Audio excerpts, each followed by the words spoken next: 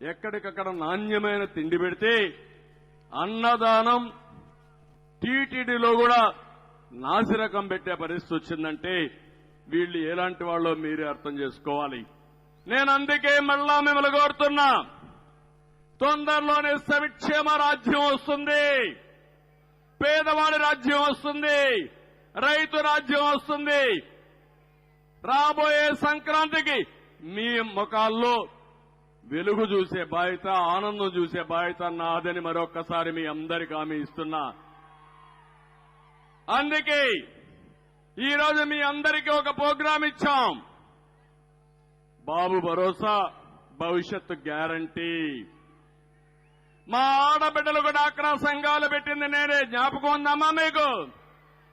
పొదుపు ఉద్యమం నేర్పించింది నేనే, జ్ఞాపకం ఉందా మీకు? మరుగుదొడ్లు కట్టించింది నేనే, ఆత్మగౌరవం కదా, జ్ఞాపకం ఉందా మీకు?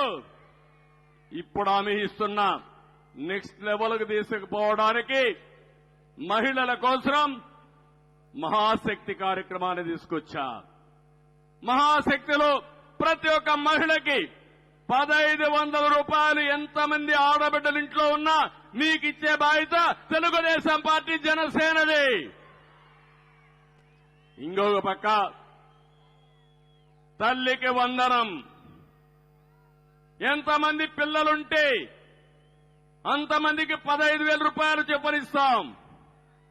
దీనివల్ల 2 లాభాలు, మీ పిల్లల్ని బాగా చదివించుకుంటారు, రెండోది జనాభా కూడా సమాజానికి ఆస్తి, కుటుంబానికి కూడా ఆస్తి. ఈరోజు జనాభా తగ్గిపోతా ఉంది, పిల్లలు తగ్గితే పెద్దవాళ్ళు కూడా తగ్గిపోయే పరిస్థితి వస్తుంది. అందుకే నేను ఆలోచిస్తున్నా, ఎంతమంది పిల్లలుంటే అంతమందికి 15,000 ఇచ్చి మీ కుటుంబాన్ని ఒక ఆస్తిగా పరిగణించి ఆ కుటుంబాన్ని బాగు చేసే బాధ్యత తెలుగుదేశం పార్టీ తీసుకుంటామని మీ అందరికీ హామీ ఇస్తున్నా. ఆర్టీసీలో ఉచిత ప్రయాణ సౌకర్యం ఏర్పాటు చేస్తాం. ఈ సందర్భంగా ఆటో డ్రైవర్స్ కాపీలు చేస్తున్నా, మీరు అధైర్యపడొద్దండి. నా హామీ నా ఆడబిడ్డల కోసం ఆటో డ్రైవర్లకు కూడా న్యాయం చేసే విధంగా మీకు కూడా ప్రత్యేకమైన కార్యక్రమం తీసుకొచ్చి ఏ ఆటో డ్రైవర్ ఇబ్బంది పడకుండా మిమ్మల్ని ఆదుకునే బాధ్యత తెలుగుదేశం పార్టీదని చెప్పి నేను మీకు తెలియజేస్తున్నా. ఇంకో పక్క ఈరోజు యువగళం ఇటీవలే పూర్తయింది. తమ్ముళ్ళు మిమ్మల్ని అడుగుతున్నా, జాబ్ క్యాలెండర్ ఏమైంది? అయిందా జాబ్ క్యాలెండర్? ఏమైంది? ఈరోజు డిఎస్సి, మెగా డిఎస్సి ఏమైంది? 14 సంవత్సరాల్లో 11-12 సంవత్సరాల్లో డిఎస్సి పెట్టి లక్షల ఉద్యోగాలు ఇచ్చిన పార్టీ తెలుగుదేశం పార్టీ, అవునా కాదా అని మిమ్మల్ని అడుగుతున్నా. ఒక్క టీచర్ పోస్ట్ ఇచ్చారా? గవర్నమెంట్ లో ఒక ఉద్యోగం ఇచ్చారా? మా తమ్ముళ్ళకు ఒకరికైనా ఉద్యోగం వచ్చిందా? పరిశ్రమలు వచ్చాయా? పరిశ్రమలు పారిపోయినాయా లేదా? దేనికి పారిపోయినాయంటే వీళ్ళకు కప్పం కట్టలేక పరిశ్రమలన్నీ పారిపోయే పరిస్థితికి వచ్చింది. నేను ఒకటే హామీ ఇస్తున్న, జాబు కావాలంటే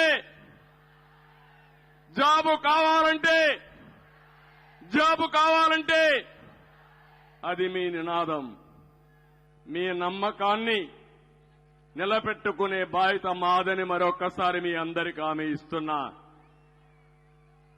ప్రతి సంవత్సరం 4 లక్షల మందికి ఉద్యోగాలు ఇస్తాం. 5 ఏళ్లలో 20 లక్షల మందికి ఉద్యోగాలు వస్తాయి. ఉద్యోగం వచ్చే వరకు 3,000 రూపాయలు నిరుద్యోగ భృతి ఇస్తాం. మీ ఇంటి దగ్గర కూర్చొని ప్రపంచంలో ఏ కంపెనీకి కావాలన్నా పనిచేసే విధంగా వర్క్ ఫ్రం హోమ్. ఒకవేళ ఇంట్లో బోరు కొడితే నేరుగా మండల హెడ్ క్వార్టర్కి వస్తే మంచి గార్డెన్లో, కోకోనట్ గార్డెన్లో మంచి వర్క్ స్టేషన్లు పెట్టి అక్కడే భోజనాలు గాని కాఫీ గాని ట్రైనింగ్ పెట్టి అక్కడి నుంచి ప్రపంచం మొత్తం పనిచేసే విధంగా నేను ఏర్పాట్లు చేస్తానని మీ అందరికీ తెలియజేస్తున్నా.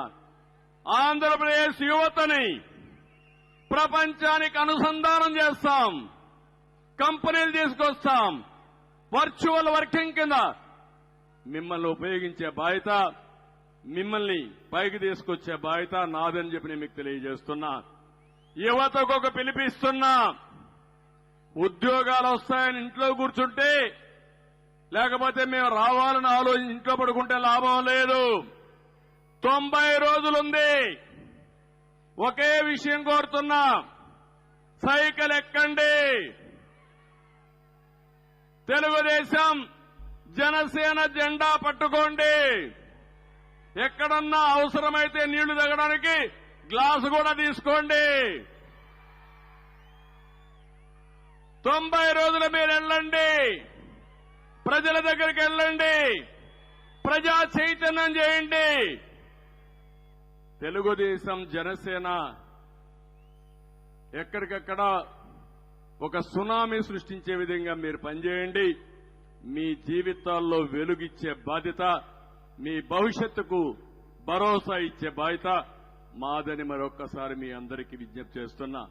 సిద్ధమా తమ్ముళ్ళు అని అడుగుతున్నా, యువతను అడుగుతున్నా, సిద్ధంగా ఉన్నారా అని అడుగుతున్నా. ఉన్నామంటే గట్టిగా చెప్పండి, కూడా చెప్పండి. ఉన్నామని చెప్పండి.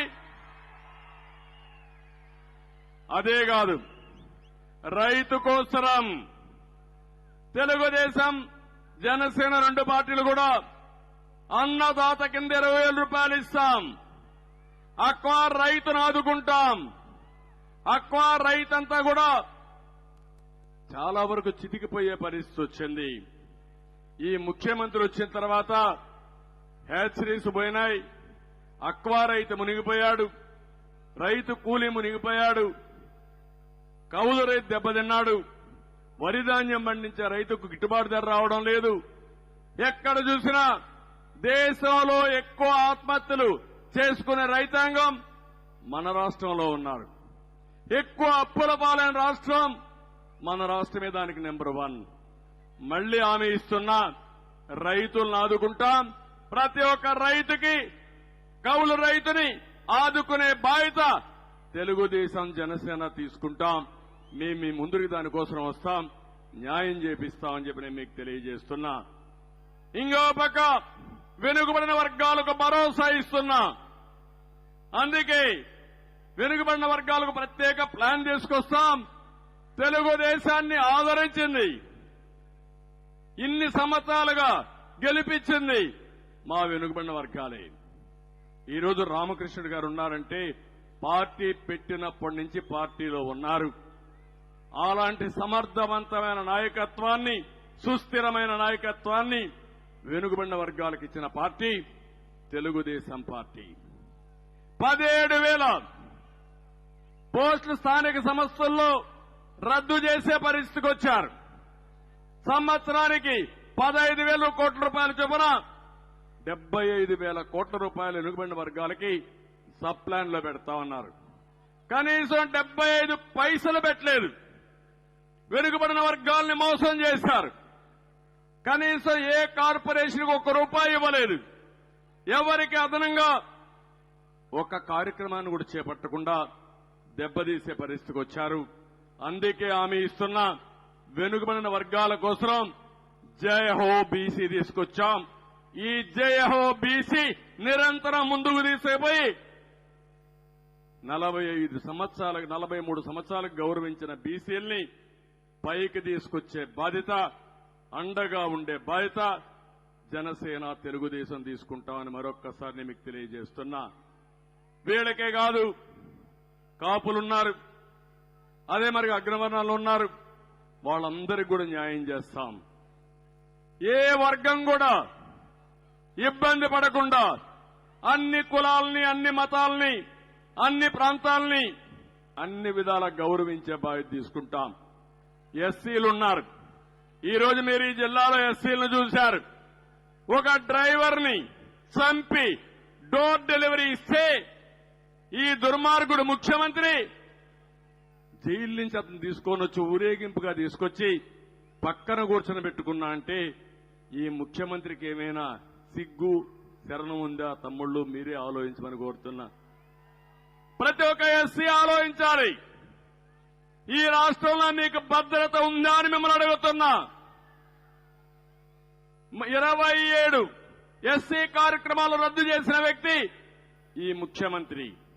ఎస్సీలన్నా ఎస్టీలన్నా చాలా నీచంగా చూసే వ్యక్తి మనస్తత్వం ఈ ముఖ్యమంత్రి అని చెప్పి కూడా నేను మీకు తెలియజేస్తున్నా. అందుకే నేను మిమ్మల్ని అందరినీ కోరుతున్నా, ఏదైతే మనం ఇచ్చిన కార్యక్రమం బాబు షూరిటీ భవిష్యత్ గ్యారంటీ తూచా తప్పకుండా అమలు చేసే బాధ్యత నాది. ఇంకో పక్క మీరు చూడండి, అప్పుల అప్పారావు, ఈ సైకో జగన్ 13 లక్షల కోట్ల రూపాయలు అప్పు చేశాడు. మన ఆదాయం ఎంతో ఆదాయం ఎంతైతే వస్తుందో దాంతో సమానంగా ఈరోజు వడ్డీ గాని అసలు కట్టే పరిస్థితి వస్తా ఉంది. చాలా బాధేస్తుంది ఇవన్నీ తలుచుకుంటే. ఇవన్నీ చూసిన తర్వాత మీరు చూస్తే రైతు బజార్లు, తహసీల్దార్ ఆఫీసులు, కలెక్టరేట్లు అన్ని తాకట్టు పెట్టే పరిస్థితికి వచ్చాడు. కడాన మిగిలింది మీరే.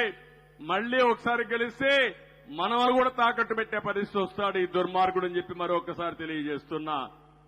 అందుకే చాలా మందికి అనుమానం ఉంది, మీరు వచ్చినా ఇవన్నీ చేయగలుగుతారా అని. 95లో ఇదే అనుమానం ఉంది. కష్టాలను అధిగమించాం, సంక్షోభాన్ని అధిగమించాం. మళ్లీ 2000 వచ్చే కొందికి రాష్ట్రాన్ని అన్ని రంగాల్లో ముందుకు నడిపించాం. ఈ రోజు కూడా చెప్తున్నా, నాకు ఒక స్పష్టమైన అవగాహన ఉంది. సంపద సృష్టిస్తాం, ఆదాయాన్ని పెంచుతాం, పెంచిన ఆదాయంతో సంక్షేమ కార్యక్రమాలు చేస్తా, అభివృద్ధి కార్యక్రమాలు చేస్తా, నిరంతరం ఈ రాష్ట్రాన్ని అభివృద్ధి చేసే విధంగా మళ్లీ ఒక ప్రత్యేకమైన కార్యక్రమంతో మీ ముందుకు వస్తానని చెప్పి కూడా నేను మీకు తెలియజేస్తున్నా. సంపద సృష్టించడం తెలిసిన పార్టీ తెలుగుదేశం పార్టీ, ఉద్యోగాలు కల్పించే పార్టీ జనసేన తెలుగుదేశం పార్టీ. అందుకే మీకు ఒక స్పష్టమైన హామీ ఇస్తున్నా, మళ్లీ ఈ రాష్ట్రాన్ని, తెలుగు జాతిని స్వర్ణ యుగం వైపు నడిపించే బాధ్యత మేము తీసుకుంటాం. 25 ఏళ్లకు మునుపు నేను చేసిన కార్యక్రమాలు ఈరోజు హైదరాబాద్ లో మీరు చూస్తే అక్కడ ప్రజలకు ఉపయోగపడింది. 25 సంవత్సరాల కంటే ముందు నేను ప్రోత్సహించింది ఐటీని ప్రోత్సహించాను. అది నాలెడ్జ్ ఎకానమీకి బ్యాక్ బోన్ గా తయారైంది. మన వాళ్లు ప్రపంచం అంతా వెళ్లారు, బ్రహ్మాండంగా రాణిస్తున్నారు. ఆ దేశంలో ఉండే అందరికంటే ఎక్కువ సంపాదన తెచ్చే పరిస్థితికి వచ్చారు. అందుకే నేను ఒక ప్రతిన పూనాను. దానికోసం ఒక సంకల్పం చేశాను. ప్రపంచం మొత్తం తెలుగు జాతి నెంబర్ 1 గా ఉండాలనేది నా సంకల్పం అని మరొకసారి మీకు తెలియజేస్తున్నా. అదే కాదు, పేదరికం లేని సమాజాన్ని చూడాలనేది ఇది ఎన్టీఆర్ కళ. ఆ కళను నెరవేరుస్తా. ఈరోజు సాధ్యం. అందుకే నేను ఏ పని చేసినా పేదవాణ్ణే దృష్టిలో పెట్టుకుంటా, నిరుపేదను దృష్టిలో పెట్టుకుంటా, ప్రజలే ఆస్తిగా పరిగణిస్తా. వాళ్ళకు అవసరమైతే ఎక్కడికక్కడ నైపుణ్యం పెంచుతా, చదువుకు ప్రాధాన్యత ఇస్తా. ఒక నిర్దిష్టమైన కాల పరిమితిలో పేదరికం నుంచి ప్రతి ఒక్క కుటుంబం పైకి వచ్చే విధంగా చేస్తాను. ఒకప్పుడు నేను అన్నాను, సంపద సృష్టిస్తామంటే ఎవరూ నమ్మలా. ఒకప్పుడు నేను అన్నాను, సెల్ ఫోన్లు అవసరమంటే ఎవరూ నమ్మలా. ఈరోజు ఆ రోజు చేసిన పనులు ఈరోజు దేశానికి శరణ్యమైనాయి, సంపద సృష్టికి మూల కారణమైనాయి. ఈ విషయం మీరు గుర్తుపెట్టుకోవాల్సిందిగా నేను మిమ్మల్ని కోరుకుంటున్నా. అందుకనే ఈరోజు మీరు ఒకసారి ఇవన్నీ చూసినప్పుడు సంపద సృష్టించడానికి అనేక ఆలోచనలుంటాయి. 2014 తర్వాత అమరావతి, హైదరాబాద్ ఎట్లా అభివృద్ధి చేశానో అదే మాదిరిగా చేయాలని అమరావతి కోసం నేను ఒక ప్రోగ్రాం ఇష్యూ చేశాను. ప్రజల ముందుకు రండి, రైతుల ముందుకు రండి, రాజధానిలో భాగస్వాములు కమ్మని పిలిపిస్తే 34,000 ఎకరాలు భూమి, 29,000 మంది రైతులు ఒక్క రూపాయి తీసుకోకుండా నేనిచ్చినటువంటి యాన్యుటీ మీద ముందుకొచ్చారంటే, భాగస్వామ్యంకి వచ్చారంటే అది తెలుగుదేశం పార్టీ. నమ్మకం ప్రపంచంలో ఎక్కడా జరగలేదు. అలాంటిది ఎన్నికల ముందు అమరావతి రాజధానిని నమ్మించి ఎన్నికల తర్వాత 3 రాజధానులని 3 ముక్కలాటాడి కడాన ఈరోజు ఎక్కడా రాజధాని లేకుండా చేసి కోర్టులు కూడా ముట్టుకాయలేసి ఏప్రిల్ తర్వాత ఇంటామని చెప్పి వేశారు కోర్టులో కేసులన్నీ. ఈరోజు అమరావతి రాజధానిగా ఉంటుంది. ఈరోజు తుని మహాసభలో చెప్తున్న మన రాజధాని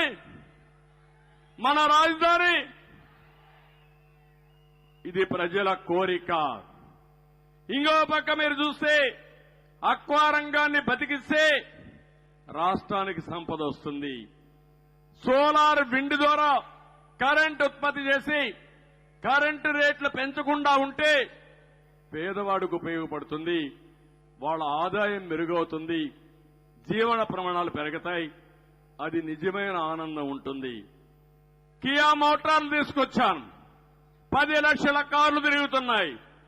ఆ ప్రాంతం అంతా ఉద్యోగాలు వచ్చాయి. భూమి విలువ పెరిగింది. సంపద సృష్టించబడింది.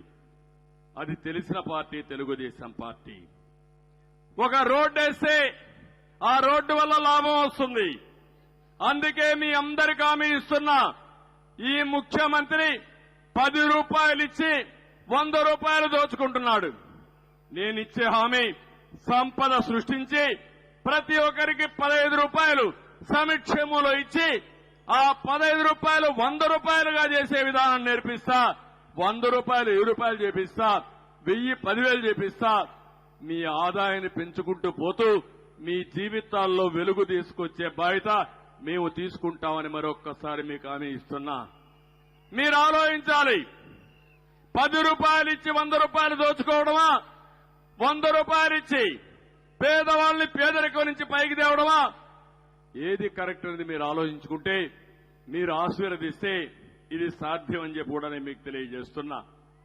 ఈ జిల్లాలో మత్స్యకారులున్నారు. ఇక్కడ కూడా ఇండస్ట్రీస్ ఉన్నాయి. కొంత మీరంతా కూడా ఈ వేస్ట్ అంతా వస్తుంది, ఇబ్బందులు వస్తాయని చెప్పి బాధపడుతున్నారు. నేను ఒకటే హామీ ఇస్తున్నా, ఇక్కడుండే ఇండస్ట్రీ అన్ని పొల్యూషన్ అంతా కూడా కంట్రోల్ చేసి మత్స్యకారుల్ని రక్షించే బాధ్యత తెలుగుదేశం పార్టీ తీసుకుంటాం. ఆ రోజు వేట పోయే సమయం విరామం ఇచ్చినప్పుడు 2,000 నుంచి 4,000 రూపాయలకి ఇచ్చాం. ఎప్పుడన్నా తుఫాన్ వస్తే ప్రత్యేకమైన ప్యాకేజీలు ఇచ్చిన పార్టీ తెలుగుదేశం పార్టీ. ఎక్కడన్నా కానీ వాళ్లకు సముద్రంలో పోయినప్పుడు పెట్రోల్ డీజిల్ కూడా కన్సెషన్ ఇచ్చాం. ఇలాంటి అనేక కార్యక్రమాలు చేస్తే జీవో నెంబర్ 217 తీసుకొచ్చి మత్స్యకారుల పట్టగొట్టిన ప్రభుత్వం ఇది. ఎక్కడిక్కడ చెరువులు రిజర్వాయర్లు అన్ని కూడా ఆక్షన్ ఇప్పించి ఇష్టానుసారంగా చేసే పరిస్థితికి వచ్చిన పార్టీ తెలుగుదేశం, ఈ యొక్క వైఎస్ఆర్ కాంగ్రెస్ పార్టీ. ఇప్పుడు నేను ఒకటే మిమ్మల్ని కోరుతున్నా, ఈ ముఖ్యమంత్రి మాట్లాడుతున్నాడు, ఈయనకేదో పెద్ద ఎత్తున విశ్వసనీయత ఉందని, మడమ తిప్పనని. ఒక్కసారి ఆయన మాటలో నిందాం.